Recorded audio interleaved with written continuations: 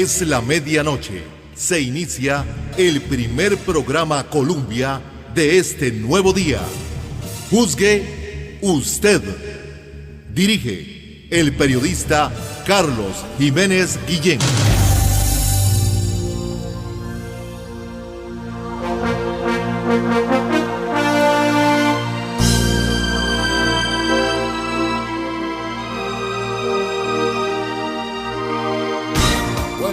Buenos días, ¿cómo están? Bienvenidos aquí abriendo ya este nuevo día con el primer programa de la Mundialista Colombia.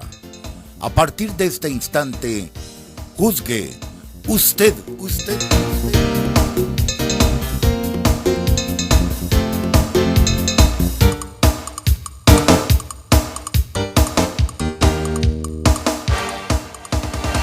Don Sergio Ramírez, a esta hora aquí, como siempre, en el control principal Colombia, en sala de grabación, don Andrés Chávez, y desde el locutorio principal Colombia, sus atentos amigos servidores, Gabriela Jiménez y Carlos Jiménez, formamos parte de la planilla de Juzgue usted.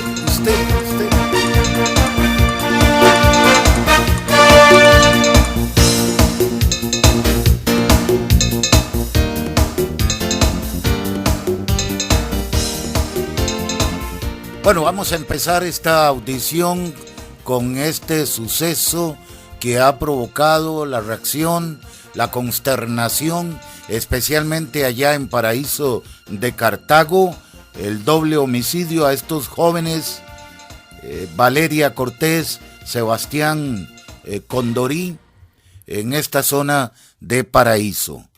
Ayer, en horas de la mañana, se entregó un presunto homicida de este crimen horrendo. Se entregó justamente a las oficinas del OIJ, la oficina regional en Cartago Centro. Se trata de un peón agrícola de 20 años de edad. Reside a unos 2 kilómetros de donde ocurrió el hecho sangriento. El OIJ de Cartago reportó, tenemos a una persona, un joven de 20 años, que llegó esta mañana a las oficinas del OIJ en Cartago y argumentó que había sido él la persona que había cometido los hechos según el comunicado oficial del Organismo de Investigación Judicial OIJ.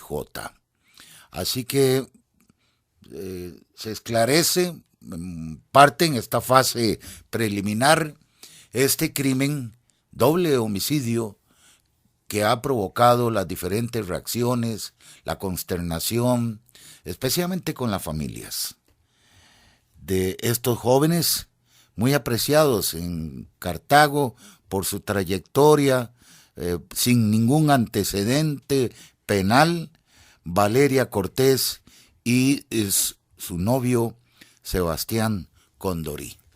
Bueno, vamos nosotros al inicio a recordarle la restricción en el tráfico vehicular que rige justamente para hoy, jueves 16 de enero.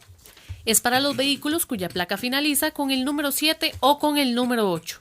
Les recordamos que la multa por infringir esta restricción es de 21,000 colones y que aplica de 6 de la mañana a 7 de la noche. Bueno, también, a pesar de que ayer en horas de la tarde fue una tarde muy calurosa, con una buena temperatura como para estar en la playa, el Instituto Meteorológico ayer también por la tarde comunicó que un frente frío ha iniciado su recorrido por Centroamérica desde ayer, afectando el territorio nacional a partir de ayer o esta noche, manifestándose su influencia a partir de hoy jueves, al menos hasta el día sábado. Parte de este comunicado explica e informa. Se prevén intensas ráfagas de viento con máximos entre 70 y 100 kilómetros por hora, las cuales se percibirán en toda la cadena montañosa del país, así como también en las partes bajas de Guanacaste, la zona norte, Caribe y el Valle Central. Bueno, también agrega este informe que habrá importante descenso en las temperaturas con una mayor sensación térmica de frío respecto a las temperaturas de los últimos días en el país. Esta situación se dará especialmente aquí en el gran área metropolitana, el GAM. También lluvias se esperan moderadas allá en el Caribe y zona norte. Y los vientos entre 70 y 100 kilómetros por hora. Y aprovechemos para recordarle también a nuestros oyentes que nos escuchan en Coronado la suspensión de los servicios eléctricos hoy jueves a partir de las 7:30 de la mañana. Correcto, es de 7:30 de la mañana a 4 de la tarde, específicamente en Vázquez de Coronado, del sector que comprende del bar La Catalina, 1 kilómetro al este, no tendrán servicio eléctrico hoy jueves 16 de enero. ¿Y ya están con nosotros en las redes sociales? A través de Facebook, le recordamos que nos puede ubicar con el nombre Juzgue Usted Colombia, en Twitter, Juzgue Usted CR, y a través de nuestro canal en YouTube, Juzgue Usted. Es un nuevo día que damos gracias a Dios por recibirlo y poder compartirlo con ustedes. Jueves 16 de enero. En la cuenta regresiva para el día domingo 2 de febrero, elecciones presidenciales y para designar también la integración de la futura Asamblea Legislativa. 18 días, una cita con la patria. Ayer se iniciaron los festejos en Palmares. Hoy, al mediodía, será el tope. Todos para Palmares. También anoche jugaron Saprissa contra la Universidad de Costa Rica, el campeón nacional Liga Deportiva Alajuelense contra Limón.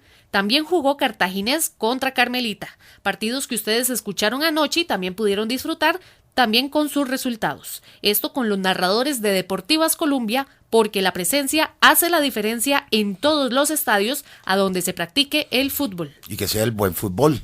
A 18 días de las elecciones invitamos al programa a un analista político para conocer el desarrollo del presente proceso electoral en medio de un ambiente frío como el de esta madrugada. Se trata del politólogo Claudio Alpizar Otoya, quien incluso pronostica que iremos a segundas elecciones. Comenta los recientes debates televisivos, especialmente los de Canal 13, Cinar. Vamos a escucharlo con gran propiedad y conocimiento de la política, de sus actores, de los partidos políticos contendientes, de las encuestas, etc. Un análisis para que ustedes juzguen a donde se encuentren en este día, especialmente a las y los costarricenses fuera de nuestras fronteras que podrán votar por primera vez este domingo 2 de febrero. Comentando sobre las elecciones, el presidente del Tribunal Supremo de Elecciones, Luis Antonio Sobrado, el director del registro electoral, Héctor Fernández, concedieron una amplia entrevista sobre diferentes temas, entre ellos, ¿cuánto nos cuesta un voto? ¿A qué hora el país podrá conocer quién es el próximo presidente de la República? Del abstencionismo, de las votaciones en el extranjero, del día 6 de abril, etc. Una entrevista exclusiva para Juzgue Usted con estas dos altas autoridades electorales. Nuestra primera pausa. Para presentarles y darle la bienvenida al politólogo Claudio Alpizar con su análisis electoral, mientras que un frente frío ha iniciado este recorrido por Centroamérica, tal como ustedes lo acaban de escuchar, afectando nuestro territorio a esta hora. Es Juzgue Usted, una producción radiofónica originada desde la mundialista cadena de emisoras Colombia. Campo político pagado. Este año yo quiero casa propia. Yo quiero trabajo fijo. Quiero educación para mis hijos. Quiero que me alcance la plata. Yo quiero más oportunidades. Yo quiero más trabajo. Quiero que lo bueno alcance para todos. Yo quiero volver a creer. Este 2014 quiero servir, quiero corregir, quiero conciliar. Quiero que se hable menos y se haga más. Este 2014 es tiempo de construir. Johnny Araya, presidente. Contribuyente del Impuesto Solidario. El próximo 15 de enero vence el plazo para presentar la declaración y pagar sin recargo el impuesto del 2014. Esta obligación deben atender a los propietarios o titulares de derechos de bienes inmuebles de uso habitacional cuyo valor fiscal sea mayor a 121 millones de colones. Los nuevos tramos sobre los que se debe calcular el impuesto, así como el formulario para declarar en línea, están disponibles en la dirección electrónica www.hacienda.go.cr, apartado Declaración y Pago. Pague con sus cuentas por medio de los bancos que brindan el servicio de conectividad o en las ventanillas de pago de estas entidades recaudadoras con solo indicar su número de cédula. Mensaje de la Dirección General de Tributación del Ministerio de Hacienda. Campo político pagado. Los que no quieren que los microempresarios surjamos son los mismos que llenan de trabas el camino para acceder a un crédito para iniciar un negocio. Ellos nos quieren meter miedo. Pero ¿sabe qué? Ya no les creo. No tenga miedo a impulsar a más micro y pequeñas empresas que generen más trabajos. José María Villalta, presidente. Sí hay por quién votar. Hacer o reparar conexiones eléctricas sin los conocimientos adecuados pone en riesgo su seguridad y la de sus seres queridos. Es urgente avisar cualquier irregularidad que detecte al número telefónico 800 Energía, 800-363-7442. Compañía Nacional de Fuerza y Luz, Servicio y Energía. Lubricentro AVZ es la solución para su vehículo. Aproveche los precios de temporada en los cambios de aceite para vehículos de 10,000 colones. Además, tramado para transporte público liviano en tan solo 4,000 colones y muchos servicios más. Contamos con personal altamente capacitado. Lubricentro AVZ, en Desamparado del ICE 200 metros al este. Teléfono 2259-4336. Lubricentro AVZ, el mejor amigo de su vehículo. Campo político pagado. Este año yo quiero casa propia. Yo quiero trabajo fijo. Quiero educación para mis hijos. Quiero que me alcance la plata. Yo quiero más oportunidades. Yo quiero más trabajo. Quiero que lo bueno alcance para todos. Yo quiero volver a creer. Este 2014 quiero servir, quiero corregir, quiero conciliar. Quiero que se hable menos y se haga más. Este 2014 es tiempo de construir. Johnny Araya, presidente. Más de 65 años haciendo radio útil. Colombia, somos de Costa Rica. Con mucho gusto.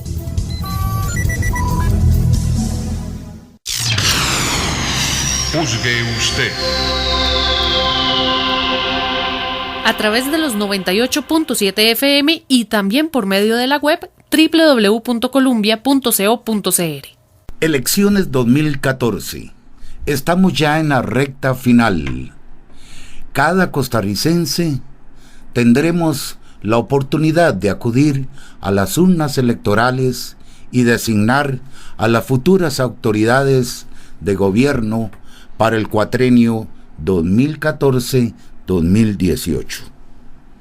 ¿Cuál es la situación actual?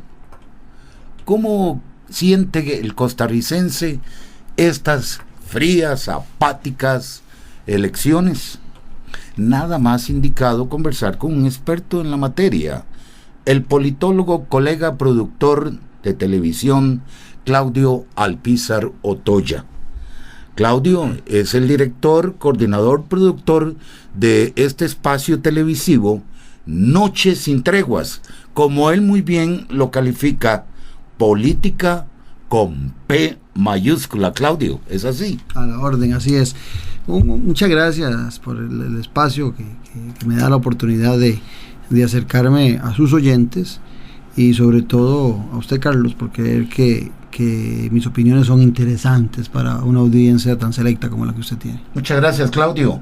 ¿Todas las noches o cuáles son los días de su producción televisiva a través de Expert TV, canal 33 en Cabletica? Sí, lo transmitimos todos los lunes a ser las 10 en punto y se repite para los que llegan tarde a verlo el lunes o que no aguantan el sueño, en la pura mañana a las 6 de la mañana del martes y a las 2 de la tarde del mismo martes.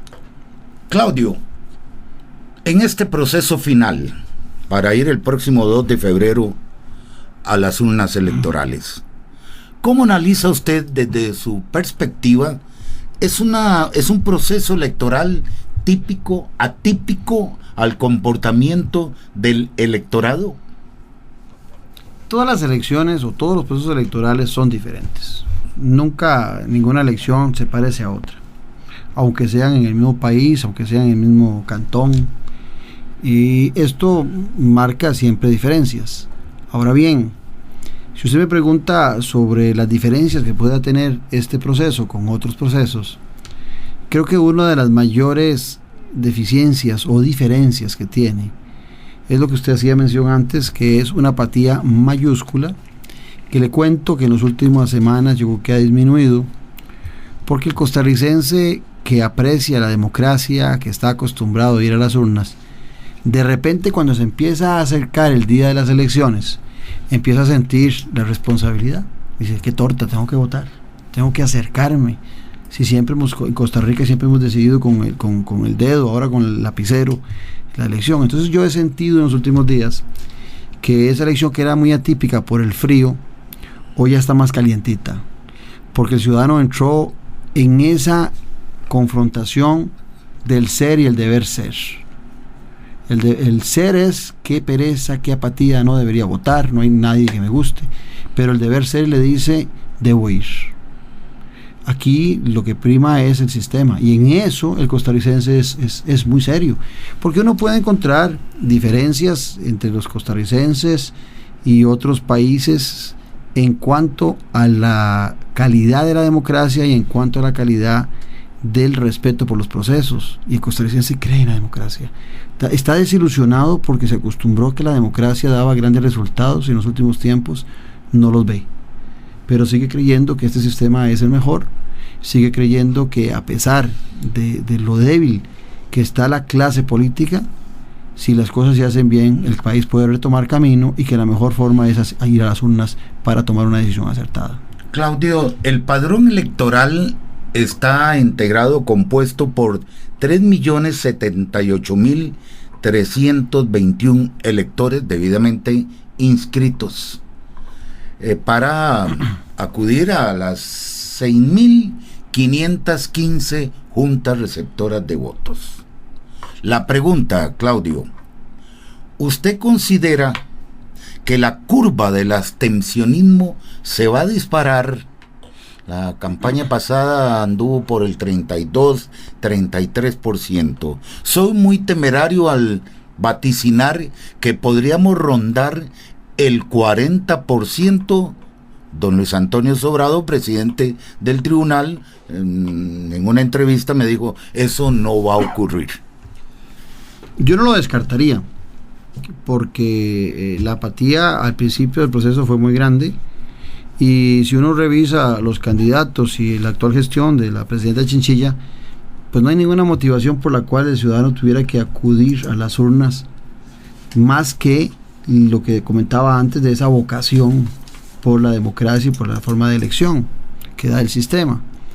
Entonces yo creo que la posibilidad de que el abstencionismo aumente y supere la cifra mayor que tuvimos, que fue alrededor un poquito menos de 35% en el 2006, cuando se enfrentó Oscar Arias y Otón Solís, pudiera ser que sí se aumente.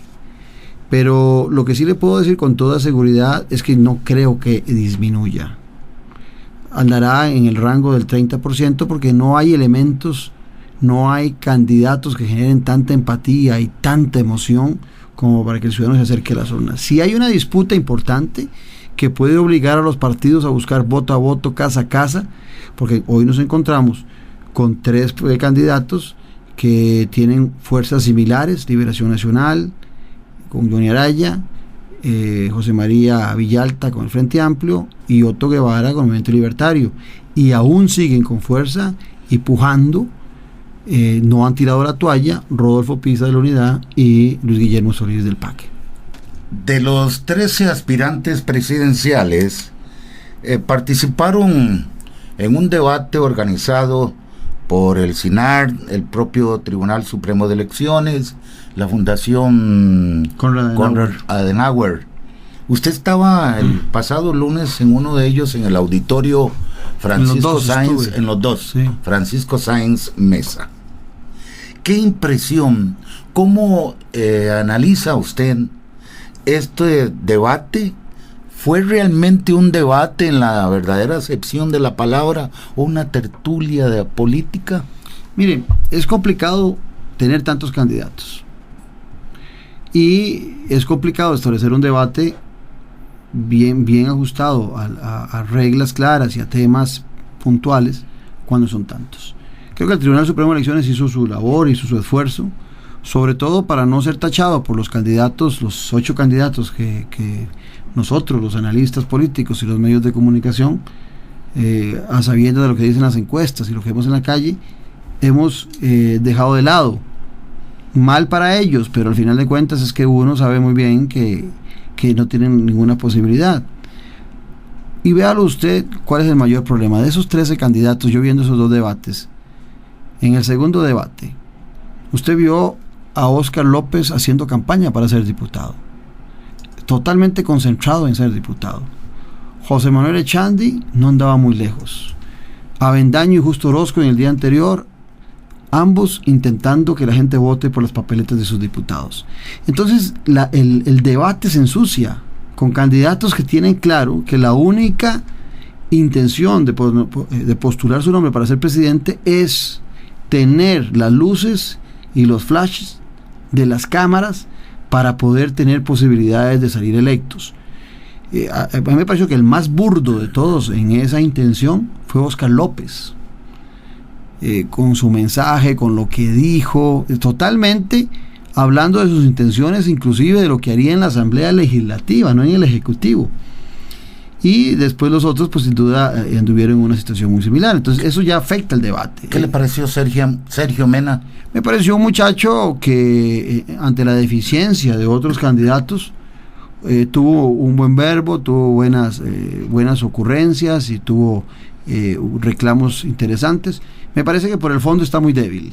Si me parece que todavía él no tiene la preparación para aspirar a la presidencia de la República. Si usted fuese el juzgador, ¿quién considera usted destacó, comillas, quién tuvo mayor exposición, su retórica, el análisis de los temas? Porque, Claudio, en un minuto nadie puede exponer o desarrollar un tema de fondo. Un minuto es poco tiempo y a veces es mucho tiempo. En un minuto un terremoto acaba con un país y ese minuto se le puede hacer eterno y larguísimo. Cuando usted dice fue larguísimo el temblor, ¿verdad? Y cuando usted le dice el temblor duró 45 segundos y en la escala fue de 7, ¿verdad? Entonces un minuto puede ser mucho tiempo. Por supuesto que cuando el candidato no comprende la agilidad que requieren los medios de comunicación y cuando no comprende que cuando él se presenta ante los medios de comunicación, especialmente la televisión, no solamente tiene que dar fondo, sino también que tiene que dar forma. No solamente tiene que dar ideas, sino que tiene que dar espectáculo político para llamar la atención del televidente. Dentro de ese espacio yo creería o diría que por el fondo yo podría decir que hay 2 buenos candidatos. En este orden, Rodolfo Pisa y Luis Guillermo Solís. Ambos me parece que por el fondo son candidatos muy apropiados. Pero una elección en las preocupaciones diarias del ciudadano, cómo paga la casa, cómo paga el estudio, si alguien está enfermo, el tema de la salud, etcétera. El ciudadano no tiene tanto tiempo de entrarle por el fondo a los candidatos. Yo estoy seguro que los programas de gobierno son leídos, si acaso, por el 1 o el 2% de la población, y estoy diciendo mucho, porque el ciudadano tiene cosas ordinarias que le preocupan mucho. Sobre esas cosas ordinarias que parecen irrelevantes, pero que son las más importantes para usted, para mí, para vos, eso es las que quiere oír el electorado posiciones. Temas sencillos como salud, como empleo, hacer filas, tener buenos salarios, tener seguridad, que se evite la corrupción. Esos son los temas que el ciudadano está concentrado. Claro, a veces candidatos como Luis Guillermo Solís y Rodolfo Pisa se concentran mucho en transformaciones del Estado que al ciudadano, con todo respeto para él, porque está preocupado en otras cosas, poco le interesa cómo usted va a ajustar el Estado para que funcione. Para eso lo elige a usted, para que usted como presidente, como diputado, como ministro, haga los ajustes. A él lo que le preocupan son los resultados de esa gestión. Entonces, dentro de ese espacio, yo creo que los que tienen más vehemencia, más dominio escénico, son, en el mismo orden, Otto Guevara y José María Villalta. Esos dos candidatos saben decir cosas sencillas que está esperando el elector al otro lado de la cámara, al otro lado de este micrófono, y logran hacer empatía también por su manera de decirlas, por buscar la jocosidad o por buscar el ser duro en algunas posiciones, y por eso ellos dos normalmente son los que han sacado ventaja en los debates. Y el otro candidato, para concluir esta parte, don Johnny Araya, nos queda debiendo en los dos espacios. ¿Cómo analiza el candidato oficialista? Sí, yo siento que nos queda debiendo en los dos espacios. Él trata de ser muy profundo en algunos temas, pero no tiene la preparación académica, el estudio del Estado que tiene Luis Guillermo Solís o que tiene don Rodolfo Pisa. Lo que tiene él es práctica. Y entonces a veces parece que él, en aras de presentarse como un estadista que no tiene esas posiciones intelectuales para hacerlos, comete el error de dejar su discurso, que es muy práctico, de lado. Seguramente si él, con su experiencia de 22 años en una alcaldía, se volviera más práctico en su discurso, seguramente podría tener más empatía con el ciudadano, pero no lo ha hecho. Lo han puesto a niveles, qué sé yo, de un Oscar Arias, por decir algo, de un Daniel Oduber, y no tiene ese peso intelectual. No lo tiene. Entonces es un error. Y por otro lado, creo que también en el lenguaje corporal es el más débil de los cinco. Creo que su presencia escénica no tiene tanto impacto, en algunos casos por su movimiento, en otros porque puede ser el candidato más atractivo, en otros porque se le ve como un pensador. Creo que en eso el candidato de Liberación Nacional tiene deficiencias que, le repito, a la hora de tratar de presentarlo como lo que él no es, en lugar de fortalecerlo, lo han debilitado. El resto de los otros aspirantes presidenciales minoritarios, por ejemplo, ver ese espectáculo de don Justo Orozco cuestionado por su posición, hasta apuntando, leyendo. Yo solo tengo una palabra, yo no gastaría mucho en el candidato Justo Orozco, solo diría que es patético. ¿Verdad que sí? Es patético. En todo, en sus posiciones, en su discurso, en su estilo, en todo, es patético, perdón, pero es la verdad. ¿Cómo el sistema nuestro da esa apertura porque hace unos años, o muchos años, Claudio, ser candidato a la presidencia tenía que tener un currículum, un impoluto, un hombre visionario, con la capacidad, su oratoria, etcétera? Hoy cualquiera. Mire, tuvimos gente como Vladimir de la Cruz, como el doctor Gutiérrez, que no tenían posibilidades de ganar, como Álvaro Montero. O sea, hemos tenido gente extraordinaria que no tenían intención de voto, pero nadie podía dudar de sus cualidades y sus capacidades, ¿verdad? Y no llegaron a ser presidentes, ni siquiera a tener una votación significativa. Sí creo que hay que hacer correcciones en el sistema. El sistema debe permitirle a cualquier ciudadano que aspire a ser presidente que lo sea. Esa es la democracia. Si nosotros pretendiéramos que solo vayan los inteligentes, los preparados y los educados, ya no es una democracia, es una aristocracia.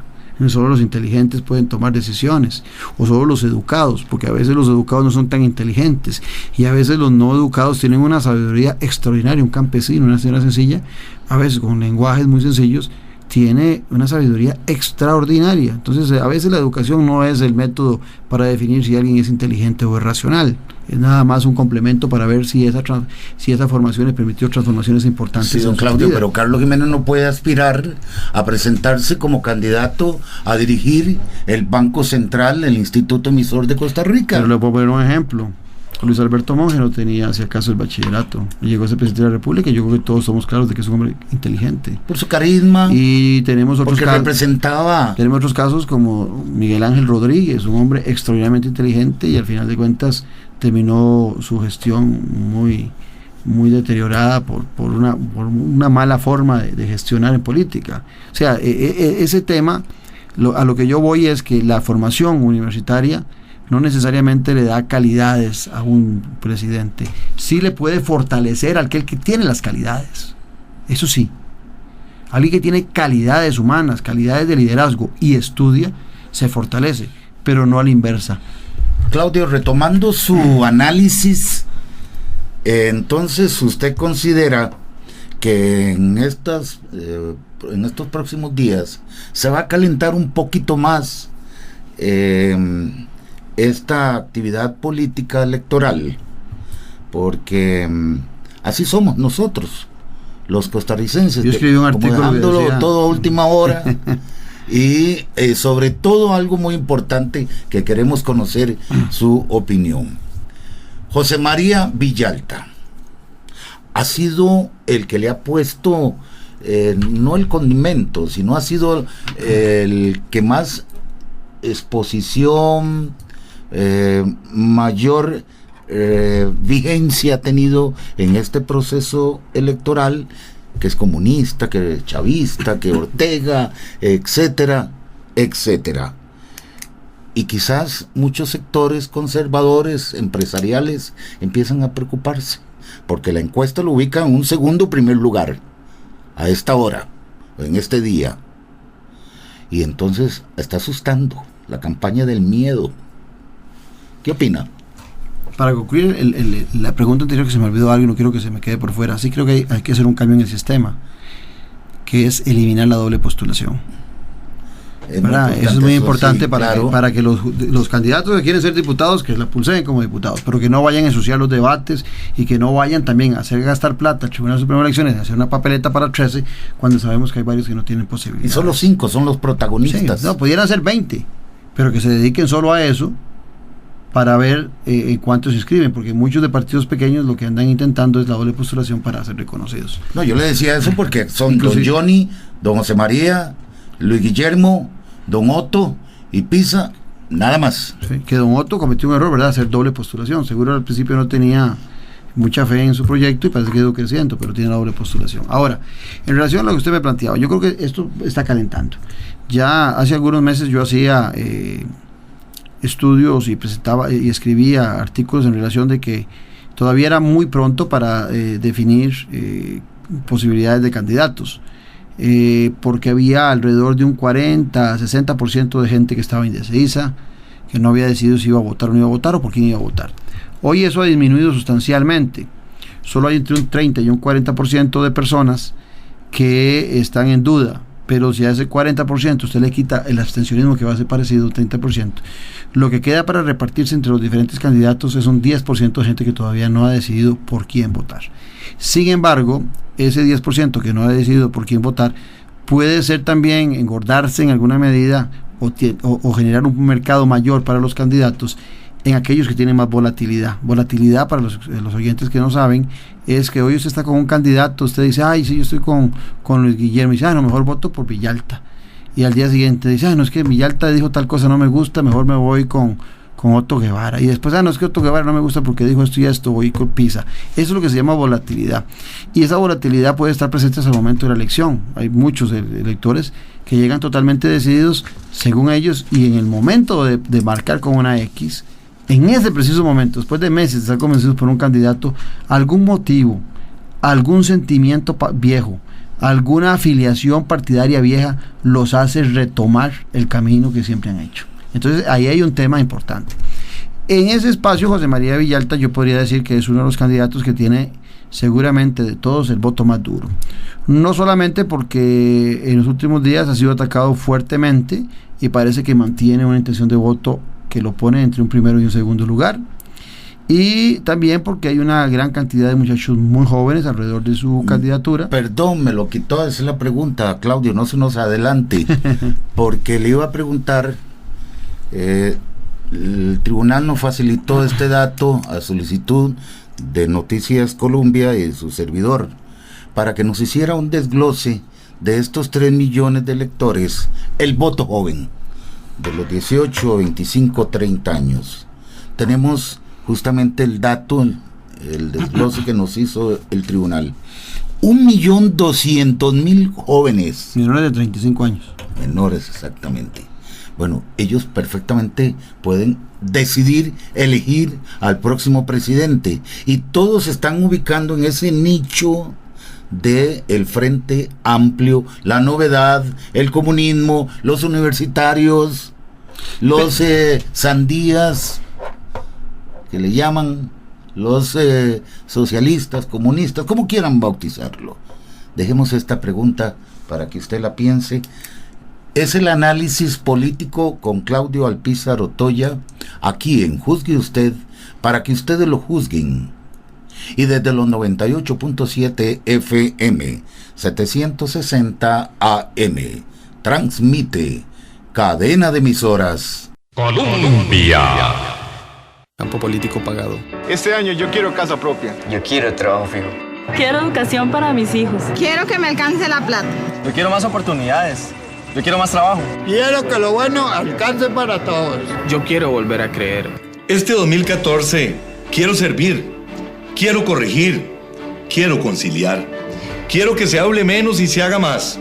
Este 2014 es tiempo de construir. Johnny Araya, presidente. Contribuyente del Impuesto Solidario. El próximo 15 de enero vence el plazo para presentar la declaración y pagar sin recargo el impuesto del 2014. Esta obligación deben atender a los propietarios o titulares de derechos de bienes inmuebles de uso habitacional cuyo valor fiscal sea mayor a 121 millones de colones. Los nuevos tramos sobre los que se debe calcular el impuesto, así como el formulario para declarar en línea, están disponibles en la dirección electrónica www.hacienda.go.cr, apartado Declaración y Pago. Pague con sus cuentas por medio de los bancos que brindan el servicio de conectividad o en las ventanillas de pago de estas entidades recaudadoras con solo indicar su número de cédula. Mensaje de la Dirección General de Tributación del Ministerio de Hacienda. Manipular el medidor de luz o permitir que otras personas lo hagan pone en riesgo su seguridad y la de sus seres queridos. Es urgente avisar cualquier irregularidad que detecte al número telefónico 800 Energía, 800-363-7442. Compañía Nacional de Fuerza y Luz, Servicio y Energía. Campo político pagado. Los que no quieren que los microempresarios surjamos son los mismos que llenan de trabas el camino para acceder a un crédito para iniciar un negocio. Ellos nos quieren meter miedo, pero ¿sabe qué? Ya no les creo. No tenga miedo a impulsar a más micro y pequeñas empresas que generen más trabajos. José María Villalta, presidente. Sí hay por quién votar.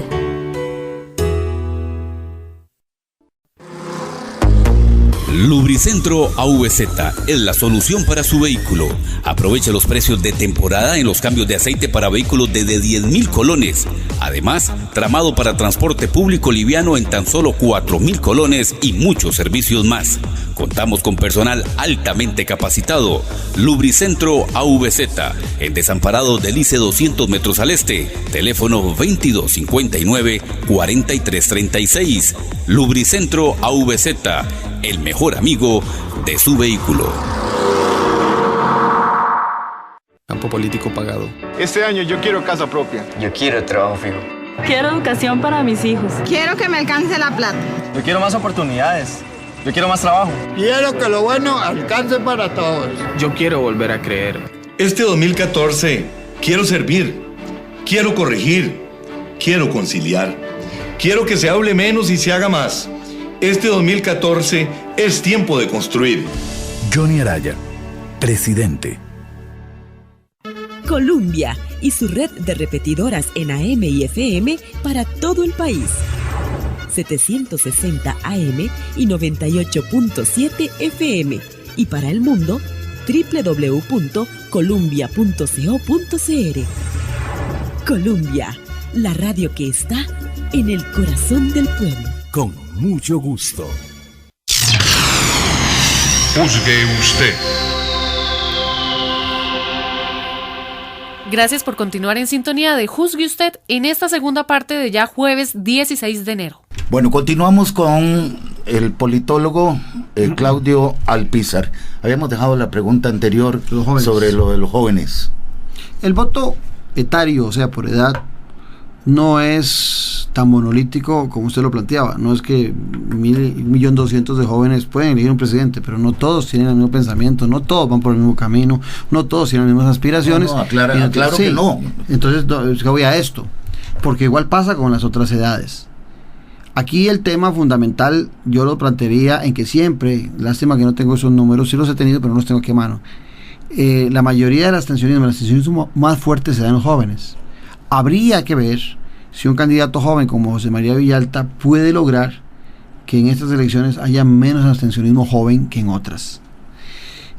Dada que las estadísticas muestran siempre que a mayor edad del ciudadano, mayor compromiso con el sistema hay. Y hay preocupaciones que por la edad, por el tiempo, han sido ya superadas.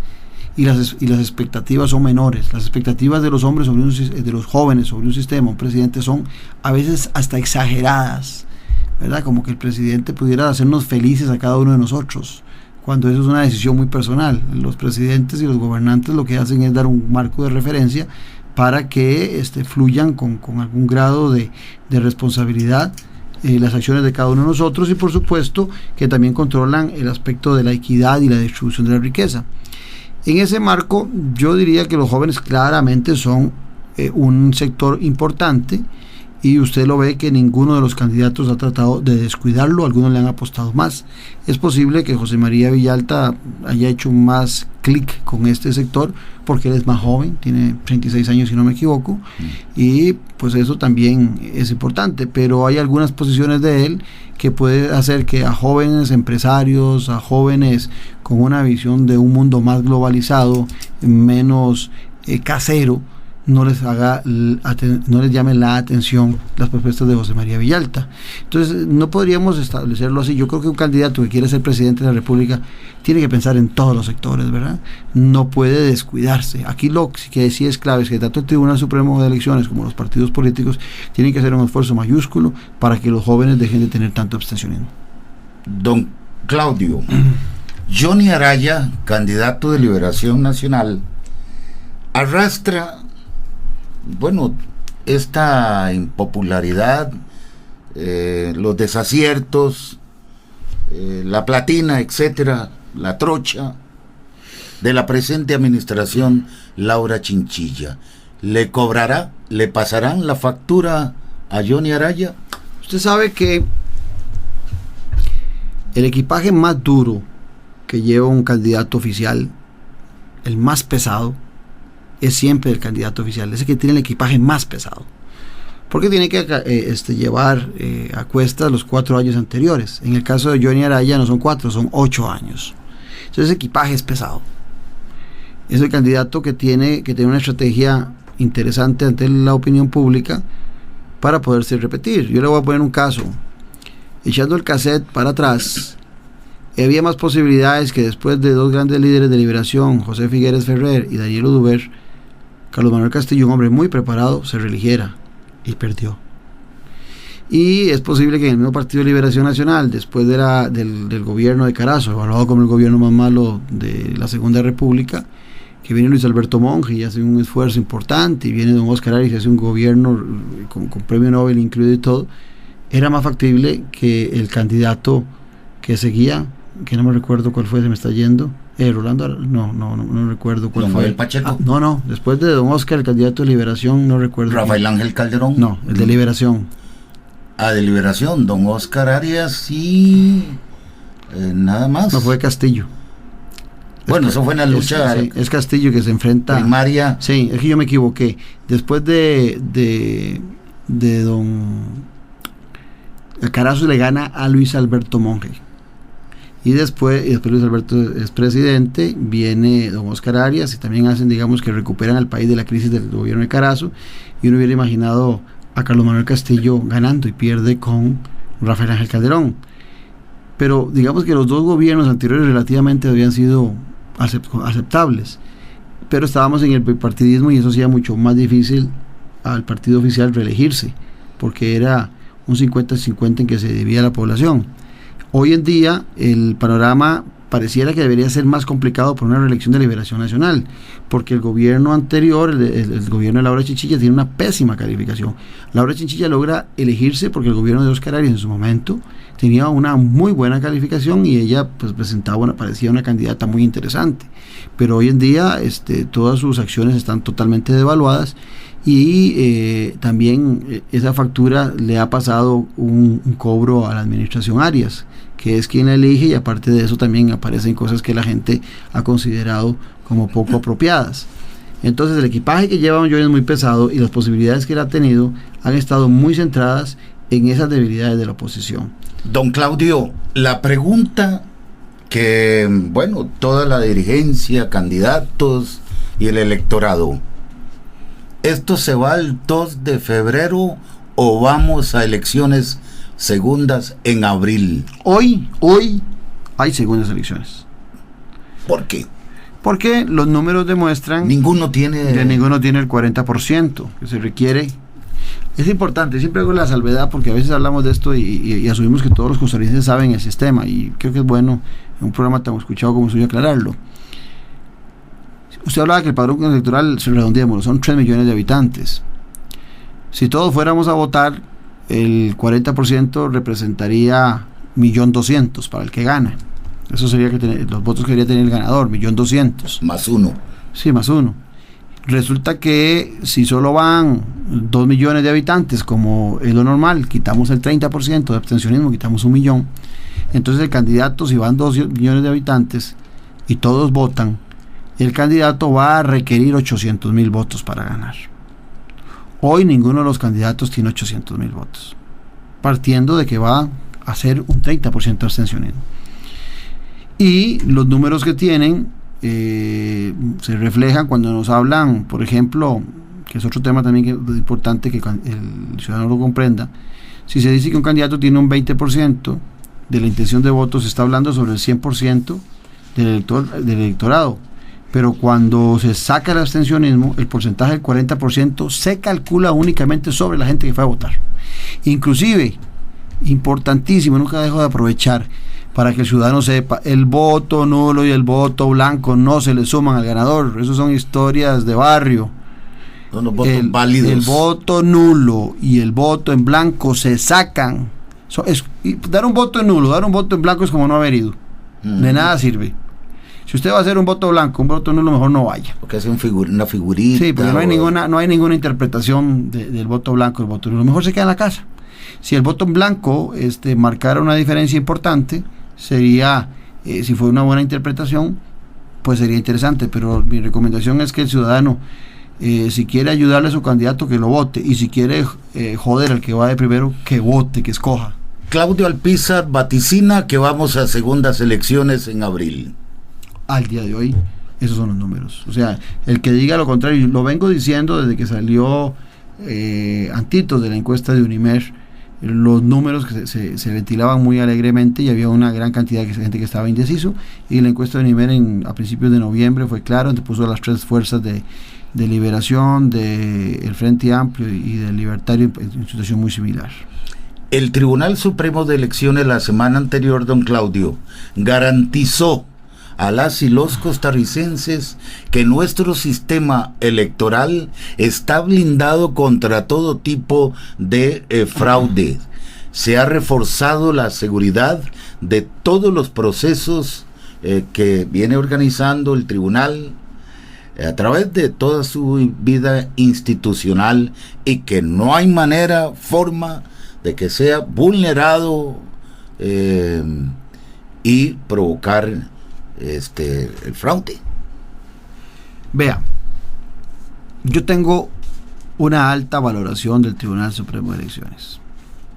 En una elección que fue cuestionada muy irresponsablemente por candidatos, la de 2006 que perdieron, se hizo un desprestigio sobre el Tribunal Supremo de Elecciones que fue de muy mal gusto.